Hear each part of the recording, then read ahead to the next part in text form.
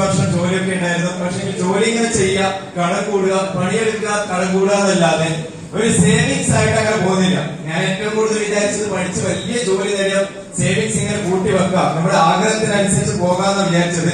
പക്ഷെ ആ ഒരു കാര്യം മാത്രം നടക്കുന്നില്ല, കട ഇങ്ങനെ കൂടി പോകുന്നതല്ലാതെ.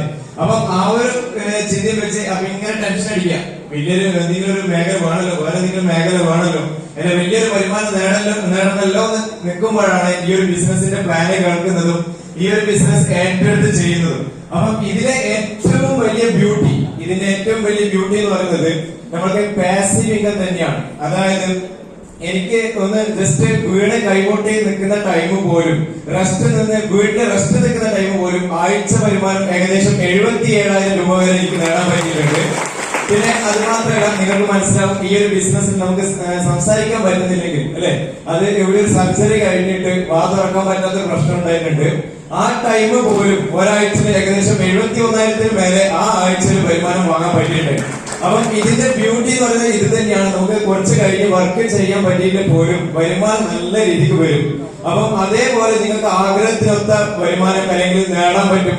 അത് ഒരുപക്ഷെ കടം വീട്ടുന്നത് തന്നെ ആണെങ്കിൽ, അല്ലെങ്കിൽ ഒരുപക്ഷെ വീട് വെക്കുന്നതിനാണെങ്കിലും എല്ലാം ആ ഒരു നേട്ടങ്ങളിലേക്ക് എത്താൻ പറ്റും.